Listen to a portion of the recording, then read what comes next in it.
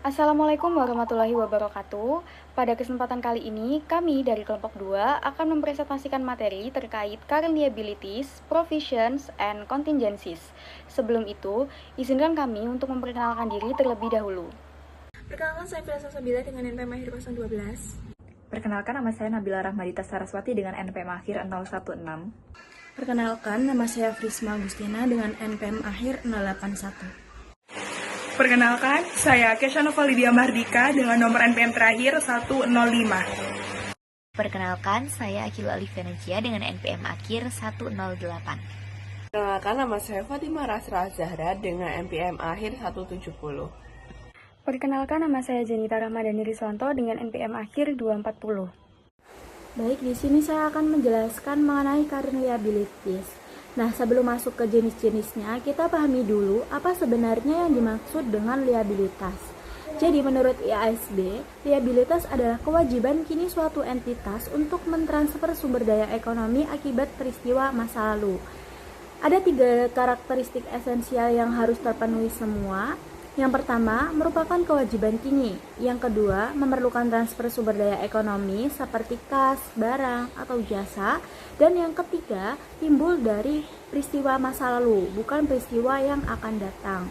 Nah, dari sekian banyak liabilitas, kapan sebuah liabilitas ini disebut current? Nah, salah satu dari 2 kondisi ini harus terpenuhi, yaitu liabilitas diperkirakan diselesaikan dalam siklus operasi normal perusahaan atau diselesaikan dalam 12 bulan setelah tanggal pelaporan. Terkait penilaian, secara teoritis, liabilitas seharusnya dinilai sebesar present value atau kas masa depan.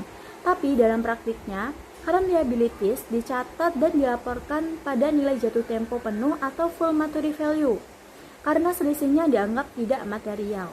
Nah, di sini ada 10 jenis current liabilities yang umum, mulai dari accounts payable hingga employee related liabilities. Jadi kita akan bahas satu persatu. Oke, kita mulai dari yang paling sederhana, yaitu accounts payable. Jadi accounts payable ini adalah saldo yang terutang kepada pihak lain atas barang, perlengkapan, atau jasa yang dibeli secara kredit atau open account. Liabilitas ini timbul karena ada jeda waktu antara saat perusahaan menerima barang atau jasa dengan saat pembayaran dilakukan. Nah, syarat kredit yang umum digunakan misalnya 2/10 N/30, yang artinya diskon 2% jika dibayar dalam 10 hari dan total harus lunas dalam 30 hari. Ada juga 1/10 EOM yang berarti diskon 1% jika dibayar dalam 10 hari sejak akhir bulan.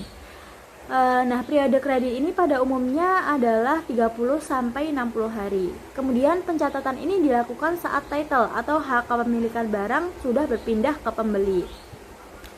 Untuk pengukurannya pun tidak rumit karena invoice dari kreditur sudah menyebutkan tanggal jatuh tempo dan jumlah yang harus dibayar. Untuk perhitungan yang mungkin diperlukan hanya terkait diskon tunai. Sekarang kita beralih ke notes payable. Nah, notes payable ini adalah janji tertulis untuk membayar sejumlah uang pada tanggal tertentu di masa mendatang. Bisa timbul dari pembelian, pembiayaan, atau transaksi lain, dan diklasifikasikan sebagai short term atau long term berdasarkan tanggal jatuh temponya.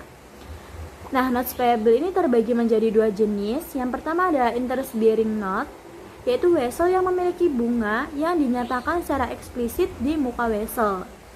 Untuk ilustrasinya bisa dilihat pada landscape co, yaitu meminjam dari Castle Bank pada 1 Maret 2022 dengan pokok 100.000, suku bunga 6% per tahun, jangka waktu 4 bulan, dan jatuh tempo pada 1 Juli 2022. Nah, kita masuk ke penjurnalannya. Pada 1 Maret 2022 saat wesel diterbitkan adalah dengan mendebit kas 100.000 dan mengkredit notes payable 100.000. Karena landscape menyusun laporan keuangan secara semesteran, pada 30 Juni 2022 perlu dibuat jurnal penyesuaian untuk mengakui bunga yang sudah berjalan. Perhitungannya adalah 100.000 dikali 6% dikali 4 bulan per 12 bulan. Hasilnya adalah 2.000. Nah, jika laporan dibuat bulanan, bunga per bulannya adalah 500. Dan jurnalnya adalah dengan mendebit interest expense 2.000 dan mengkredit interest payable 2.000. Kemudian pada 1 Juli 2022 saat jatuh tempo, perusahaan membayar pokok 100.000 ditambah bunga 2.000 Jadi total kas keluarnya adalah 102.000 dan jurnalnya adalah dengan mendebit notes payable 100.000 dan mendebit interest payable 2.000, kemudian mengkredit kas sebesar 102.000. Sekarang jenis yang kedua yaitu zero interest bearing note. Perlu digarisbawahi, tanpa bunga nominal bukan berarti tanpa bunga sama sekali. Bunga ini tetap ada tetapi tersembunyi dalam bentuk diskon. Contohnya adalah Landscape ini menerbitkan wesel kepada Castle Bank pada 1 Maret 2022 dengan nilai muka 102.000, tapi kas yang diterima hanya 100.000. Selisihnya 2.000 itulah bunga implisit atau diskon. Nah, pada 1 Maret 2022, wesel dicatat sebesar kas yang diterima, bukan face value-nya, yaitu dengan mendebit kas 100.000 dan mengkredit notes payable 100.000. Kemudian pada 30 Juni 2022, bunga 2.000 ini diakui. Nah, bedanya dengan interest bearing, bunga ini bukan dikredit ke interest payable, tapi langsung menaikkan saldo notes payable. Jadi jurnalnya adalah dengan mendebit interest expense 2.000 dan mengkredit notes payable 2.000. Sehingga saldo notes payable setelah penyelesaian menjadi 102.000, sama dengan face value-nya. Nah, pada 1 Juli 2022, perusahaan membayar face value, yaitu dengan mendebit notes payable 102.000 dan mengkredit cash sebesar 102.000. Jadi, meskipun mekanisme pencatatan ini berbeda, hasil akhirnya identik dengan interest bearing note, yaitu total beban bunga sama 2.000 dan total kas keluar juga sama 102.000. Berikutnya adalah current maturities of long term debt. Nah, ini adalah bagian dari utang jangka panjang, bisa berupa obligasi, hipotek, atau utang jangka panjang lainnya yang akan jatuh tempo dalam tahun fiskal berikutnya. Bagian ini dilaporkan sebagai current liability. Namun ada pengecualian, yaitu current maturities of LTD tidak masuk ke current liabilities jika akan yang pertama direfinancing atau dilunasi dari hasil penerbitan utang jangka panjang baru, atau yang kedua dikonversi menjadi saham biasa. Dan satu lagi hal yang penting yaitu soal callable debt dan covenant. Jika suatu utang bisa ditagih sewaktu-waktu oleh kreditur atau ada pelanggaran covenant, utang itu wajib diklasifikasikan sebagai current. Pengecualiannya hanya jika kreditur memberikan grace period minimal 12 bulan sebelum tanggal pelaporan. Contohnya pada Gairo Company, mereka melanggar covenant pada November 2022 karena tidak ada grace period yang disepakati sebelum 31 Desember 2022. Utang tersebut wajib diklasifikasikan sebagai current per 31 Desember 2022. Nah, yang terakhir adalah short-term obligations expected to be refinanced. Ini adalah utang jangka pendek yang memang akan jatuh tempo dalam setahun, tapi perusahaan berniat dan mampu merefinancingnya untuk jangka panjang sehingga tidak akan membutuhkan modal kerja di tahun berikutnya. Nah, menurut IASB, kriterianya jelas. Jadi perusahaan ini boleh mengecualikan kewajiban ini dari current liabilities hanya jika pada tanggal laporan keuangan. Kemudian perusahaan sudah memiliki hak untuk menunda penyelesaian selama minimal 12 bulan setelah tanggal pelaporan. Jadi kata kuncinya yaitu hak yang sudah ada pada tanggal pelaporan, bukan niat, bukan rencana, tapi hak yang sudah terkonfirmasi. Nah, kita lihat ilustrasi Hadat SE. Jadi mereka punya wesel 3 juta yang jatuh tempo 28 Februari 2023. Tanggal pelaporannya adalah 31 Desember 2022 dan refinancing baru diselesaikan pada 15 Januari 2023 yang berarti setelah tanggal laporan. Maka wesel ini tetap diklasifikasikan sebagai current liability. Sebaliknya, jika refinancing sudah selesai sebelum 31 Desember 2022, barulah bisa diklasifikasikan sebagai non-current. Inilah mengapa klasifikasi utang sangat bergantung pada fakta dan kondisi yang ada tepat pada tanggal pelaporan, bukan sesudahnya. Baik, selanjutnya di sini saya akan menjelaskan mengenai dividen payable. Nah, jadi dividen payable atau hutang dividen ini adalah kewajiban perusahaan kepada pemegang saham akibat keputusan direksi untuk membagikan dividen tunai. Jadi ini tuh seperti dividen yang belum dibayarkan kepada pemegang saham. Perusahaan belum membayar dividen itu ke pemegang sahamnya. Nah, makanya itu bisa dikatakan sebagai dividen payable. Nah, dividen tunai yang telah diumumkan ini dicatat sebagai liabilitas lancar karena biasanya dibayarkan kurang dari 1 tahun. Dan untuk karakteristiknya sendiri, yaitu akan muncul saat dividen diumumkan. Pemegang saham akan menjadi kreditur perusahaan dan dicatat sebagai current liabilities. Dividen preference yang belum dibayar itu tidak dicatat sebagai hutang sampai dengan deteksi menyetujui pembayarannya. Namun, itu harus tetap diungkapkan dalam catatan laporan keuangan ya. Selanjutnya ada customer advance and deposit. Jadi ini tuh merupakan uang muka atau deposit yang diterima perusahaan dari pelanggan atau karyawan sebelum barang atau jasa itu diberikan. Uang muka gitu, uang yang sudah dibayarkan terlebih dahulu. Nah, contohnya itu bisa ada deposit internet, deposit sewa, deposit jaminan, deposit pengembalian kunci atau peralatan, dan sebagainya. Nah, tujuannya itu sebagai jaminan kontrak, bisa juga sebagai jaminan kerusakan atau jaminan dari pembayaran. Untuk klasifikasinya sendiri itu masuk ke current liability jika itu diselesaikan kurang dari 1 tahun. Dan akan masuk ke non-current liability jika itu diselesaikan lebih dari 1 tahun. Baik, selanjutnya ada unearned revenue. Nah, unearned revenue ini itu adalah pendapatan diterima di muka sebelum perusahaan memberikan barang atau jasa. Jadi, unearned revenue ini tuh bisa juga disebut dengan different revenue atau pendapatan diterima di muka. Nah, contohnya itu ada tiket pesawat, tiket konser, langganan majalah, gift card, sewa diterima di muka, dan sebagainya. Saat uang diterima, itu dia belum boleh untuk diakui sebagai pendapatan, namun tetap dicatat sebagai kewajiban. Nah, tapi di sisi lain, jika saat jasa atau barangnya itu sudah diberikan, maka itu akan baru diakui sebagai pendapatan. Untuk ayat jurnalnya sendiri itu jika terjadi penjualan atau jika perusahaan itu menerima uang muka, maka untuk di jurnalnya, ayat jurnalnya itu akan dicatat cash pada debit, kemudian unearned sales revenue pada kredit. Nah, untuk selanjutnya jika saat pendapatan itu sudah dihasilkan, maka untuk ayat jurnalnya yaitu unearned sales revenue pada debit dan sales revenue pada kredit. Baik, selanjutnya ada sales and value add tax payable. Jadi sales tax payable terlebih dahulu ya di sini. Untuk sales tax payable ini itu adalah pajak penjualan yang dipungut perusahaan dari pelanggan dan nantinya akan disetor ke pemerintah. Perusahaan itu hanya sebagai pemungut pajak saja ya. Maka dari itu untuk pajaknya itu akan disetorkan ke pemerintah. Nah, untuk ayat jurnalnya sendiri itu ada cash pada debit, kemudian sales revenue dan sales tax payable itu pada kredit. Selanjutnya ada value add tax atau VAT payable. Nah, di sini VAT atau PPN itu adalah pajak pertambahan nilai yang dikenakan setiap tahap produksi dan distribusi. Jadi itu akan ada PPN-nya.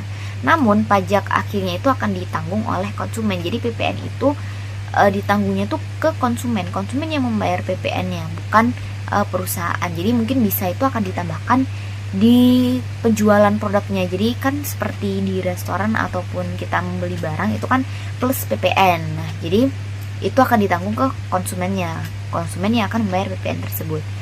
Nah, untuk mekanisme PPN sendiri itu perusahaan akan memungut PPN saat menjual, kemudian mendapat kredit PPN saat membeli dan menyetorkan selisihnya ke pemerintah. Untuk ayat jurnalnya sendiri itu cash pada debit, dan untuk kreditnya yaitu sales revenue dan PPN payable. Selanjutnya ada income tax payable. Jadi income tax payable ini tuh merupakan pajak penghasilan yang harus dibayarkan perusahaan kepada pemerintah berdasarkan laba perusahaannya. Nah, ini tuh dicatat sebagai current liabilities. Untuk karakteristik dari income tax payable sendiri itu dia berdasarkan laba kena pajak ya. Jadi diambilnya itu dari laba kena pajak. Kemudian dibayarkan per periodik dan bisa berbeda dengan income tax expense menurut IFRS. Untuk ayat jurnalnya sendiri itu saat mencatat beban pajak itu kita gunakan income tax expense pada debit dan kreditnya itu income tax payable. Untuk ayat jurnal saat membayarnya, saat kita sudah membayar pajaknya itu income tax payable pada debit dan kreditnya yaitu cash. Kemudian lanjut kepada materi employee related liabilities. Pada materi ini kita membahas mengenai employee related liabilities atau kewajiban perusahaan kepada karyawan. Kewajiban ini muncul karena perusahaan telah menerima jasa dari karyawan, tetapi pembayarannya belum dilakukan. Contohnya seperti gaji dan upah, bonus, potongan gaji, cuti berbayar, dan profit sharing. Walaupun belum dibayar secara tunai, perusahaan tetap harus mencatatnya sebagai kewajiban agar laporan keuangan menunjukkan tanggung jawab perusahaan secara tepat dan realistis. Selanjutnya pada provisions, yang pertama ada poin recognition of provision. Pengertian provision sendiri adalah kewajiban perusahaan yang jumlah maupun waktu pembayarannya belum dapat diketahui secara pasti. Provision muncul karena adanya peristiwa di masa lalu yang menyebabkan perusahaan memiliki tanggung jawab untuk melakukan pengorbanan ekonomi di masa depan. Walaupun belum diketahui secara pasti berapa jumlah yang harus dibayar atau kapan pembayaran dilakukan, perusahaan memperkirakan bahwa kemungkinan besar akan terjadi pengeluaran sumber daya seperti kas atau aset lainnya.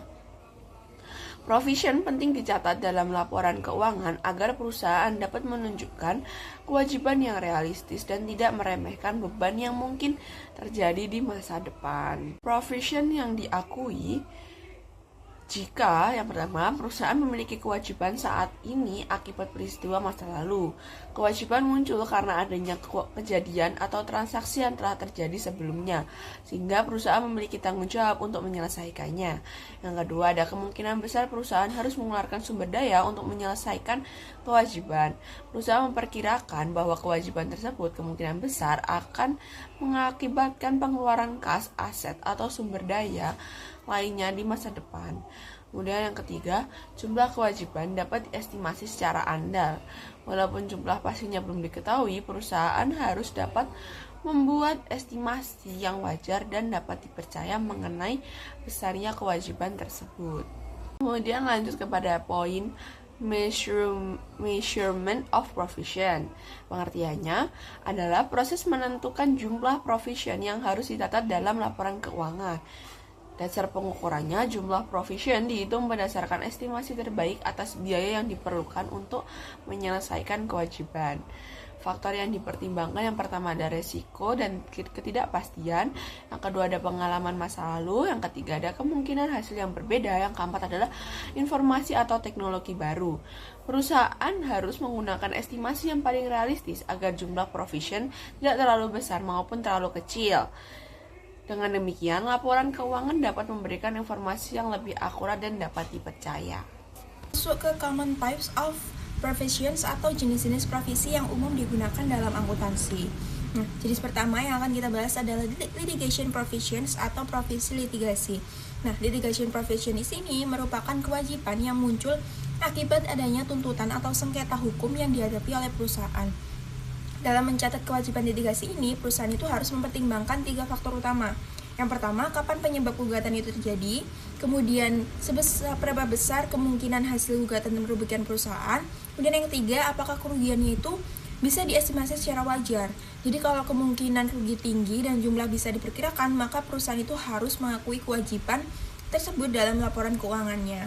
Kemudian penilaian probabilitas ini biasanya didasarkan pada sifat kasus, perkembangan kasus, pendapat penasihat hukum, pengalaman kasus serupa, dan juga respons dari manajemen.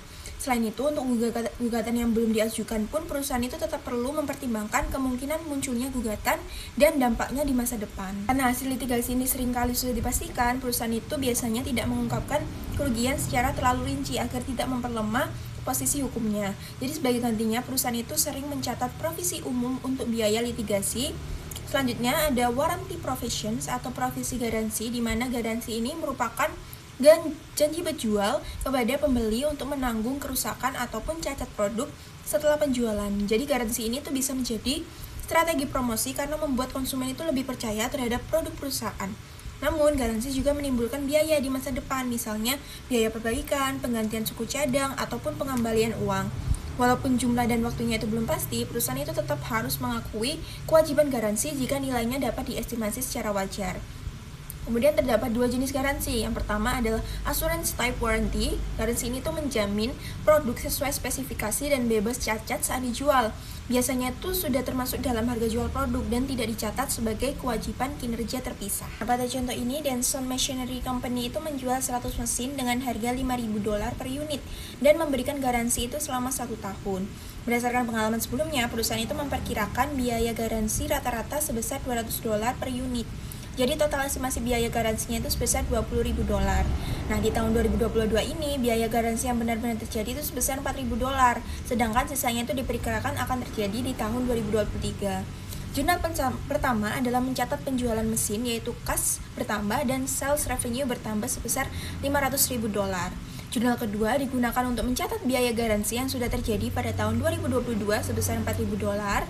Kemudian pada akhir tahun dilakukan jurnal penyesuaian untuk mengakui estimasi sisa kewajiban garansi sebesar $16.000, dan hal ini itu menunjukkan bahwa perusahaan itu harus mengakui estimasi kewajiban garansi sejak penjualan terjadi, bukan menunggu sampai biaya itu benar-benar dikeluarkan. Nah, sebagai akibat dari jurnal penyesuaian tadi, pada laporan posisi keuangan, perusahaan akan melaporkan kewajiban garansi sebesar $16.000, sedangkan pada laporan laba rugi, perusahaan itu akan melaporkan pendapatan penjualan sebesar $500.000 dan beban garansi sebesar $20.000.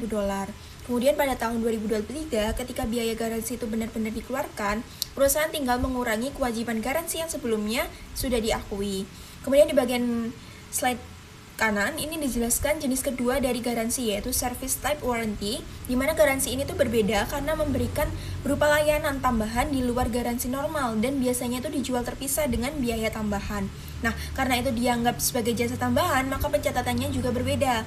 Pendapatan garansi ini belum langsung diakui, tetapi dicatat dulu sebagai unearned warranty revenue atau pendapatan diterima di muka, lalu diakui secara bertahap selama masa garansi itu berlangsung. Ini dijelaskan mengenai consideration payable, yaitu imbalan yang diberikan perusahaan kepada pelanggan untuk meningkatkan penjualan. Kemudian bentuk imbalannya itu bisa berupa diskon, kupon, hadiah, ataupun produk dan layanan gratis. Nah, secara akuntansi biaya hadiah ini akan dicatat sebagai beban premi, sedangkan kewajiban atas kupon yang belum ditukarkan itu akan dicatat sebagai kewajiban premi. Nah, untuk contoh soalnya, Fluffy Cake Mix ini menjual adonan kue seharga 3 pon per kotak. Nah, perusahaan ini menawarkan 1 mangkok pengaduk untuk setiap 10 kupon kemasan, ditambah pembayaran sebesar 1 pon dari pelanggan. Nah, harga pokok mangkuk bagi perusahaan ini adalah 2 pound per buah. Selama tahun 2022, perusahaan itu membeli 20.000 mangkok, menjual 300.000 kotak, dan pelanggan menukarkan 60.000 kupon. Bagian A merupakan jurnal pembelian 20.000 mangkuk pengaduk. Karena mangkuk akan digunakan sebagai hadiah promosi, maka akan dicatat sebagai inventory of premium sebesar 40.000 dan kas akan berkurang sebesar 40.000. Kemudian bagian B adalah jurnal penjualan 300.000 kotak adonan kue, di mana kas akan bertambah sebesar 900.000 pound dan diakui sebagai pendapatan penjualan sebesar 900.000 pound. Nah, yang jurnal C ini akan mencatat penukaran aktual 60.000 kupon oleh pelanggan. Karena setiap penukaran itu membutuhkan tambahan pembayaran 1 pon, maka perusahaan itu menerima kas sebesar 6.000. Nah, beban premi yang diakui akan sebesar 6.000. Sedangkan persediaan hadiah akan berkurang sebesar 12.000 pon. Kemudian yang jurnal D ini, jurnal penyesuaian untuk mencatat estimasi kewajiban premi pada akhir tahun 2022, di mana dari 300.000 kotak yang terjual diperkirakan 60% kupon itu akan ditukarkan. Maka hasilnya 190.000 dari 300.000 kali 60%. Kemudian karena setiap 10 kupon ini akan ditukar dengan 1 mangkok, maka estimasi hadiah yang harus disediakan itu adalah 18.000 mangkok. Nah, setelah dikurangi penukaran yang sudah terjadi, perusahaan itu masih memiliki kewajiban premi nih sebesar 12.000. Jadi pada laporan posisi keuangan, persediaan premium ini dilaporkan sebesar 28.000 pon dan kewajiban premi sebesar 12.000 pon. Sedangkan pada laporan laba rugi, total beban premi itu yang diakui perusahaan selama tahun 2022 adalah 18.000 pound. Selanjutnya kita akan membahas environmental provisions atau provisi lingkungan. Perusahaan ini dapat memiliki kewajiban untuk memperbaiki ataupun membersihkan kerusakan lingkungan akibat dari kegiatan operasionalnya. Nah, kewajiban ini biasanya muncul pada aset yang digunakan dalam jangka panjang seperti tambang, fasilitas nuklir, maupun tempat pembuangan sampah. Kemudian sebagai contoh, perusahaan tambang dari itu wajib melakukan pemulihan lahan setelah kegiatan penambangan selesai. Jadi sejak awal perusahaan itu harus mempertimbangkan nih biaya pemulihan tersebut itu sebagai bagian dari kewajibannya. Kemudian dalam pengakuan akuntansinya, perusahaan itu harus mengakui kewajiban lingkungan apabila terdapat dua kondisi. Pertama, perusahaan itu memiliki kewajiban hukum atau kewajiban konstruktif yang sudah ada. Kemudian yang kedua, jumlah biaya yang akan dikeluarkan itu dapat diperkirakan secara wajar. Selain itu, terdapat istilah juga obligating events, yaitu peristiwa yang menimbulkan kewajiban bagi perusahaan. Perusahaan itu wajib menanggung biaya penghentian penggunaan aset, baik menggunakan pihak lain maupun tenaga kerja sendiri. Contohnya seperti penonaktifan fasilitas nuklir, kemudian pembongkaran dan pemulihan area minyak dan gas, kemudian penutupan serta reklamasi area pertambangan, dan biaya penutupan tempat pembuangan sampah. Kewajiban lingkungan ini dapat muncul sejak awal penggunaan aset. Contohnya adalah pembangunan anjungan minyak, karena sejak aset tersebut dibangun, perusahaan itu sudah memiliki tanggung jawab untuk membongkar dan juga memulihkan area tersebut di masa yang depan. Kemudian selain itu, kewajiban itu juga dapat bertambah seiring waktu. Misalnya nih, pada tempat pembuangan sampah yang semakin luas, sehingga biaya penutupan dan pemulihannya itu juga akan meningkat. Selanjutnya kita masuk ke measurement atau pengukuran, di mana untuk pengukurannya ini kewajiban lingkungan itu diukur berdasarkan estimasi terbaik biaya yang akan dikeluarkan di masa depan. Nilai tersebut itu mencerminkan jumlah yang harus dibayar untuk perusahaan untuk menyelesaikan kewajibannya, atau disebut juga nilai wajar atau fair value. Apabila tidak terdapat pasar aktif, perusahaan itu dapat menggunakan informasi terbaik yang tersedia, seperti membandingkan dengan kewajiban serupa atau menggunakan metode nilai sekarang atau present value. Nah, dengan demikian, perusahaan itu dapat mencatat kewajiban lingkungan secara lebih realistis dan sesuai dengan kondisi. Selanjutnya, terkait recognition and allocation atau pengakuan dan alokasi. Jadi, di sini dijelaskan bahwa jika perusahaan memiliki kewajiban yang berkaitan dengan lingkungan, maka biaya yang timbul akan ditambahkan ke nilai aset jangka panjang yang terkait. Karena biaya ini berhubungan dengan pengoperasian dan persiapan yang diperlukan untuk aset agar dapat digunakan sesuai tujuan penggunaannya. Selain itu, perusahaan juga mencatat jumlah yang sama sebagai liabilitas atau kewajiban di laporan keuangan. Jadi, di sini terdapat dua pencatatan sekaligus, yaitu asetnya yang bertambah dan liabilitasnya juga muncul atau bertambah. Setelah itu, seiring berjalannya waktu, biaya aset tersebut akan dialokasikan oleh perusahaan sebagai beban secara bertahap selama periode umur manfaat aset terkait. Nah, dalam hal ini, perusahaan dapat menggunakan baik itu dengan metode garis lurus maupun metode alokasi sistematis dan rasional lainnya. Kemudian, terkait example of accounting provisions atau contoh provisi akuntansi. Nah, untuk menggambarkan akuntansi dalam jenis kewajiban lingkungan ini, diasumsikan bahwa pada 1 Januari 2022, Wildcat Oil Company mendirikan sebuah platform minyak di Teluk Meksiko. Wildcat secara hukum diwajibkan untuk membongkar dan memindahkan platform tersebut pada akhir umur manfaatnya, yaitu diperkirakan selama 5 tahun.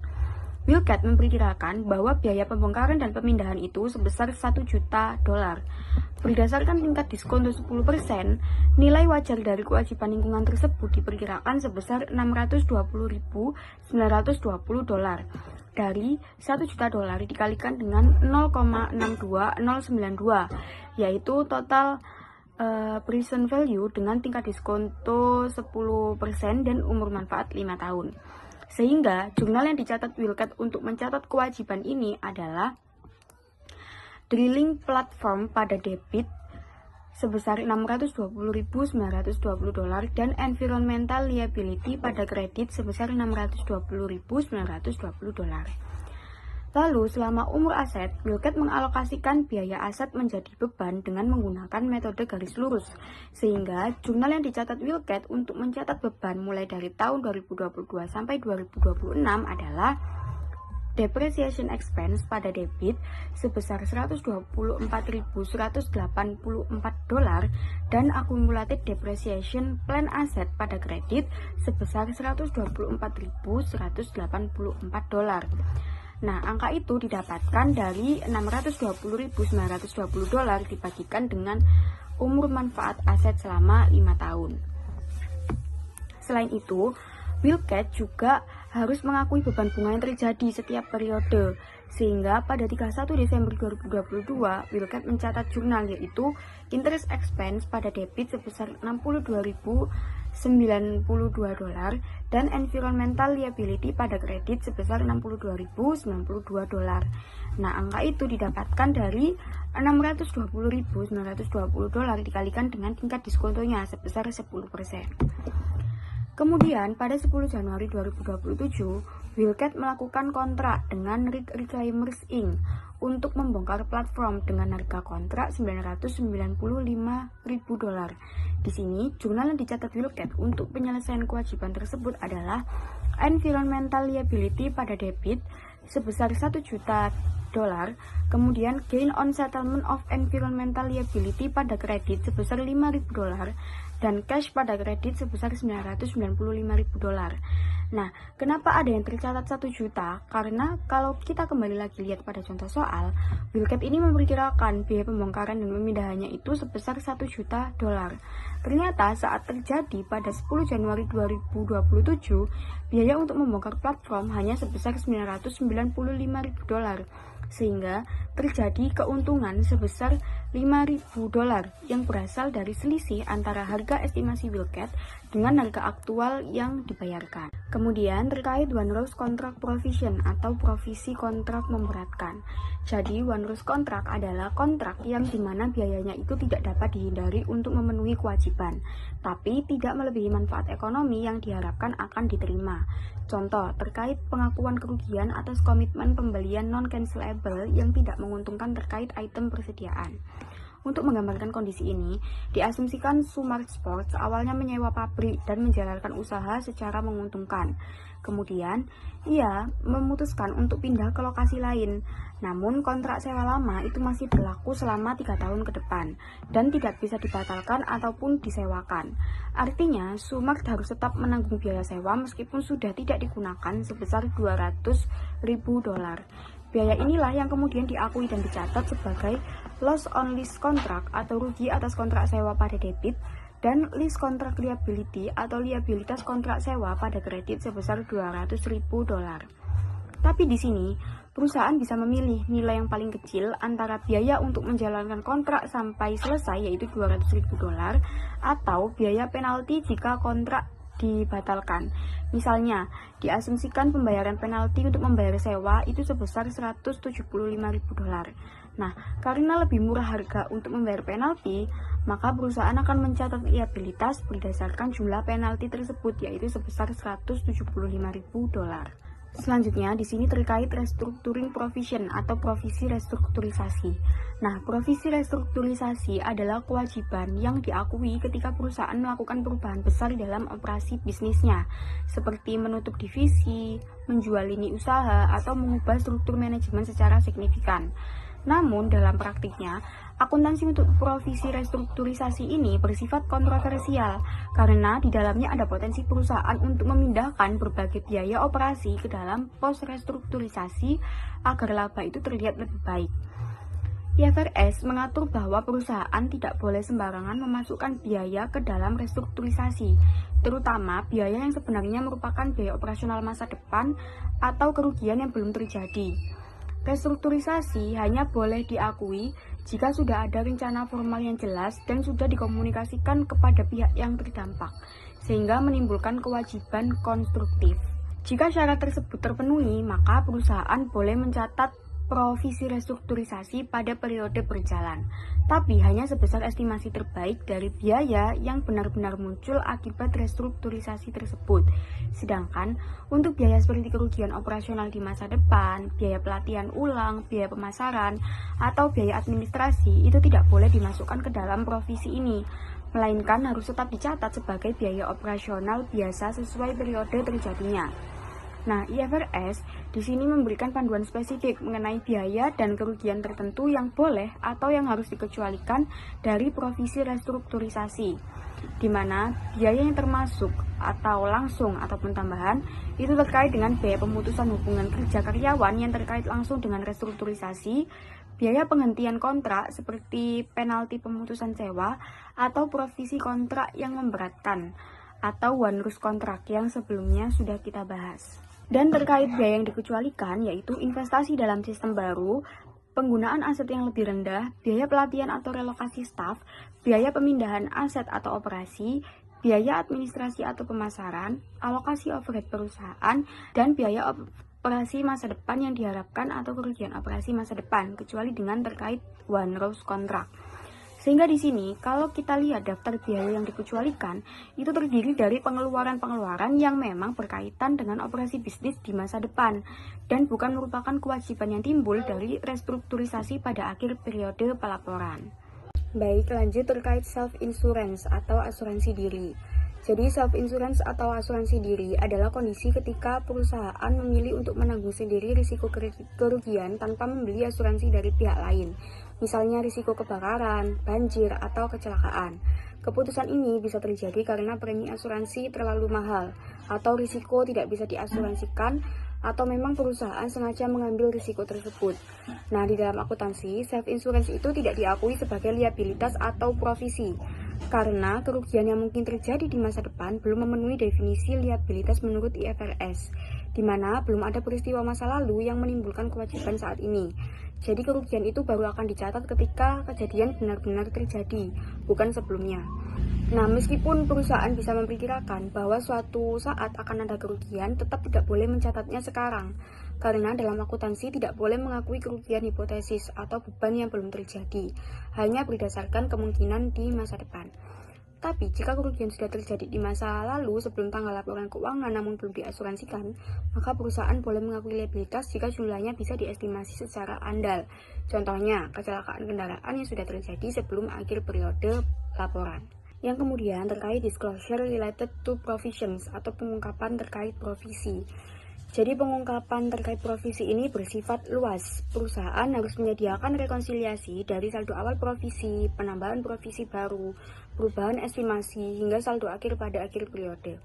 Hal ini dilakukan agar pengguna laporan keuangan itu dapat memenuhi jenis kewajiban, penyebab perubahan nilainya, serta kemungkinan arus kas yang akan keluar di masa depan secara jelas. Nah, contoh pengungkapan provisi ini dapat kita lihat pada perusahaan Nokia berikut. Jadi provisi itu dibagi menjadi beberapa kategori seperti restrukturisasi, garansi, litigasi, lingkungan, kerugian proyek, dan provisi terkait divestasi. Masing-masingnya memiliki karakteristik dan risiko yang berbeda. Untuk provisi restrukturisasi muncul karena perusahaan melakukan perubahan besar dalam operasional bisnis, misalnya pengurangan karyawan atau penutupan bagian usaha tertentu. Karena restrukturisasi sudah diumumkan dan menimbulkan kewajiban konstruktif, perusahaan harus mengakui estimasi biaya yang akan dikeluarkan. Pada ilustrasi ini, saldo akhir restrukturisasi menjadi 493 juta euro. Provisi garansi berkaitan dengan kewajiban perusahaan memperbaiki atau mengganti produk yang telah dijual apabila mengalami kerusakan selama masa garansi. Di sini perusahaan memperkirakan berapa biaya yang kemungkinan akan keluar berdasarkan pengalaman sebelumnya, sehingga saldo akhir kategori garansi mencapai 195 juta euro. Lalu provisi litigasi berhubungan dengan perkara hukum atau gugatan yang sedang dihadapi perusahaan. Karena hasil akhirnya belum pasti, perusahaan hanya mencatat estimasi terbaik dari kemungkinan penyelesaian kasus tersebut. Nah, di dalam kasus Nokia ini, saldo akhirnya mencapai 109 juta euro. Kemudian provisi lingkungan berkaitan dengan biaya pembersihan, pemulihan, atau pengawasan lingkungan akibat aktivitas perusahaan. Nilainya seringkali tidak pasti karena bergantung pada kondisi di masa depan atau aturan lingkungan yang berlaku. Nah, saldo akhir perusahaan Nokia untuk kategori lingkungan ini sebesar 108 juta euro. Kerugian proyek berasal dari kontrak yang memberatkan atau one rus kontrak, yaitu ketika biaya untuk memenuhi kontrak itu lebih besar daripada manfaat ekonominya. Dalam kondisi ini, perusahaan harus mengakui estimasi kerugian yang akan timbul. Di sini, saldo akhirnya sebesar 55 juta euro. Sedangkan yang terakhir, provisi terkait divestasi muncul ketika perusahaan menjual bisnis atau aset tertentu dan masih memiliki kewajiban tertentu kepada pembeli, misalnya jaminan atau ganti rugi. Untuk saldo akhir kategori provisi divestasi ini sebesar 66 juta euro. Untuk yang selanjutnya, saya akan menjelaskan materi dari contingencies pada subbab contingent liabilities dan contingent assets.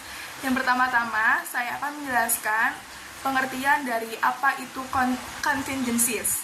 Contingencies adalah kondisi atau situasi yang hasil akhirnya ini belum pasti, tergantung pada kejadian di masa depan. Dalam akuntansi, contingencies ini dibagi menjadi dua, yaitu yang pertama ada contingent liabilities dan yang kedua ada contingent asset. Contingent liabilities ini adalah kemungkinan kewajiban atau rugi, dan contingent asset adalah kemungkinan aset atau keuntungan. Baik, masuk pada subbab yang pertama, yaitu ada materi contingent liabilities pada contingencies. Contingent liabilities atau kewajiban contingency adalah kewajiban potensial yang mungkin muncul tergantung hasil atau kejadian yang ada di masa depan. Artinya, perusahaan ini belum pasti punya utang atau kewajiban, tetapi ada kemungkinan harus membayar di masa depan. Contohnya yaitu seperti gugatan hukum, denda pajak, garansi produk, tuntutan lingkungan, dan jaminan utang pada pihak lain. Jadi, kapan untuk dicatatnya? Perusahaan harus mencatat contingent liabilities jika yang pertama adanya kemungkinan terjadi besar. Kemungkinannya ini terjadi sangat besar atau probable. Artinya kemungkinan rugi lebih dari 50%. Yang kedua, ada nilainya bisa diestimasi secara wajar. Artinya jumlah kerugian dapat dihitung secara masuk akal. Jika dua syarat ini terpenuhi, maka dicatat sebagai liabilitas dan beban. Nah, bagaimana jika dua syarat tersebut tidak memenuhi, maka akan dicatat.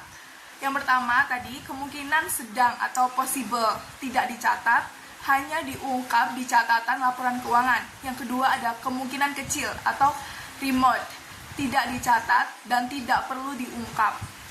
Nah, pada slide PPT tersebut, saya mencantumkan tabel penjelasan contingent liabilities.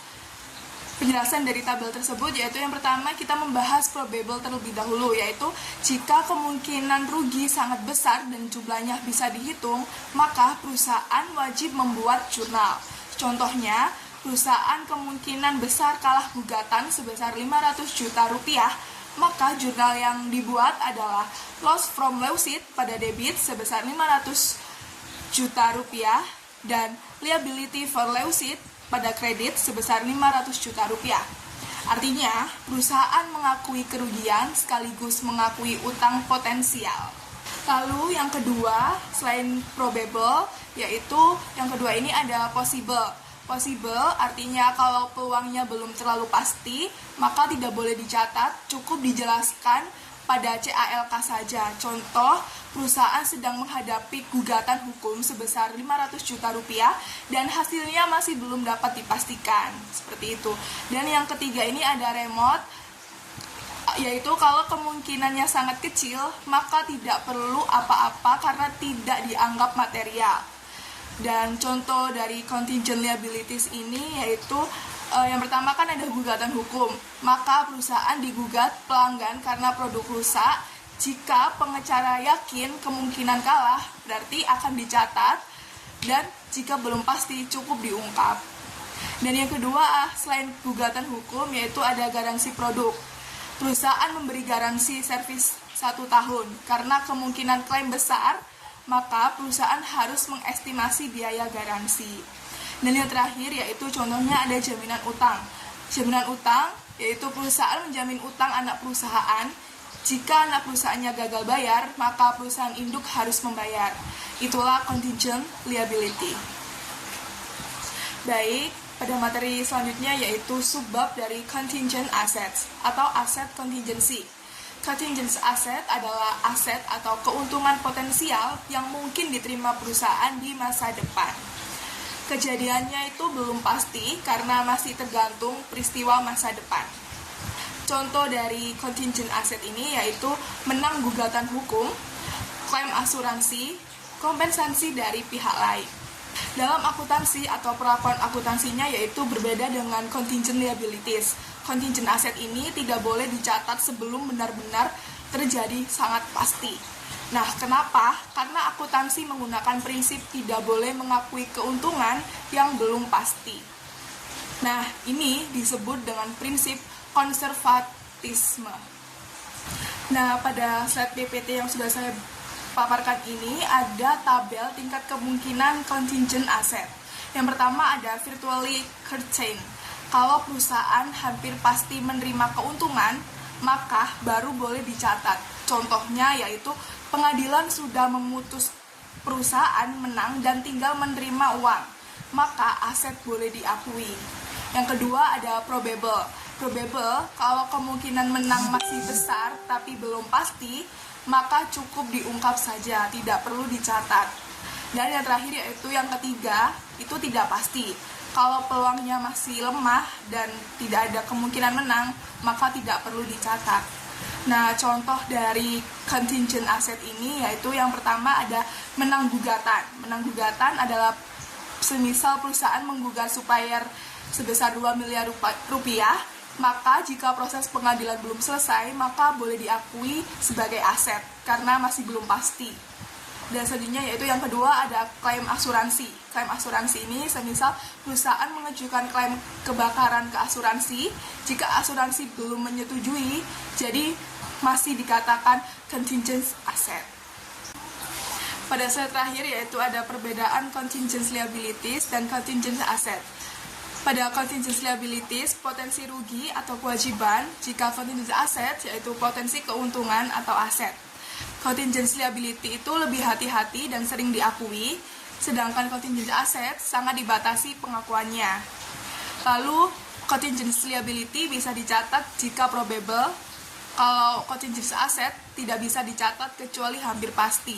Contohnya yaitu dari contingent liability ada gugatan dan garansi, contingent asset ada menang dan gugatan. Jadi di sini saya akan menjelaskan mengenai presentation of current liabilities. Jadi liabilitas lancar itu umumnya dicatat sebesar nilai jatuh tempo karena memiliki periode yang pendek. Nah, biasanya itu kurang dari 1 tahun sehingga selisih dengan nilai kini itu tidak terlalu material. Nah, dalam laporan posisi keuangan, perusahaan itu dapat menyajikan liabilitas lancar berdasarkan urutan jatuh tempo, jumlah atau preferensi likuidasi. Nah, contoh penyajian itu terdapat pada laporan keuangan Wilmar International Limited yang akan saya tampilkan di selanjutnya.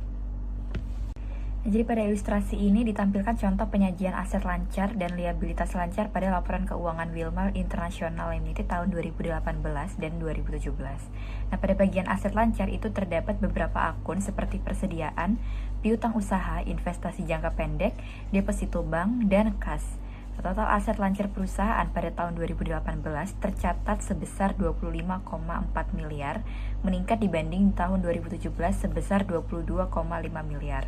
Nah, sementara itu, pada bagian liabilitas lancar terdapat akun utang usaha, utang keuangan lainnya, dan liabilitas non-keuangan dan instrumen derivatif, pinjaman dan utang bank, serta utang pajak. Jadi total liabilitas lancar tahun 2018 sebesar 12,6 miliar, lebih rendah dibanding tahun 2017 yang sebesar 19,6 miliar. Nah, penurunan terbesar itu terlihat pada akun pinjaman dan utang bank. Dari data tersebut dapat disimpulkan bahwa kondisi likuiditas perusahaan itu cukup baik karena jumlah aset lancar itu lebih besar dibanding liabilitas lancarnya, yang artinya perusahaan itu memiliki kemampuan yang baik untuk memenuhi kewajiban jangka pendeknya tepat waktu. Selanjutnya adalah analisis liabilitas lancar. Analisis liabilitas lancar itu penting untuk menilai likuiditas perusahaan, yaitu kemampuan perusahaan dalam membayar kewajiban jangka pendek sebelum jatuh tempo. Nah, jika aset lancar perusahaan itu lebih besar dibanding liabilitas lancarnya, maka kondisi keuangan perusahaan itu dinilai lebih baik dan lebih mampu menghadapi risiko maupun memanfaatkan peluang investasi. Untuk mengukur tingkat likuiditas tersebut, analisis biasanya itu menggunakan beberapa rasio seperti current ratio dan acid test ratio atau quick ratio. Nah, di sini terdapat 2 rasio. Yang pertama yaitu current ratio dan acid test ratio. Nah, untuk current ratio adalah rasio antara total aset lancar dan total liabilitas lancar yang digunakan untuk mengukur kemampuan perusahaan membayar kewajiban jangka pendek. Nah, di sini rumus current ratio sendiri adalah current asset dibagi dengan current liabilities. Nah, semakin tinggi current ratio, maka semakin baik kemampuan perusahaan dalam menutupi liabilitas lancarnya. Namun, rasio ini kurang efektif jika sebagian besar aset lancar itu berupa persediaan yang sulit segera dicairkan menjadi kas. Selanjutnya adalah acid test ratio atau quick ratio. Nah, ini tuh digunakan untuk mengukur kemampuan perusahaan membayar liabilitas lancar dengan aset yang paling liquid seperti kas, investasi jangka pendek, dan piutang. Nah, rasio ini tidak memasukkan persediaan dan beban dibayar di muka. Untuk rumusnya sendiri yaitu acid test ratio sama dengan kas ditambah short term investment ditambah net receivable dibagi dengan current liabilities. Nah, untuk menggambarkan perhitungan kedua rasio tersebut digunakan informasi dari Wilmar International Limited ada di ilustrasi yang tadi, yaitu current ratio sama dengan aset lancar dibagi dengan liabilitas lancar. Nah, 25.466.149 dibagi dengan 12.628.866 sama dengan 2,02 kali. Nah, maka acid test rasionya adalah 16.057.546 dibagi dengan 12.628.866 sama dengan 1,27 kali. Sekian pemaparan materi dari kelompok kami. Kami ucapkan mohon maaf apabila ada kekurangan ataupun kesalahan dalam penyampaian. Semoga materi ini dapat bermanfaat bagi para pendengar sekalian. Wassalamualaikum warahmatullahi wabarakatuh.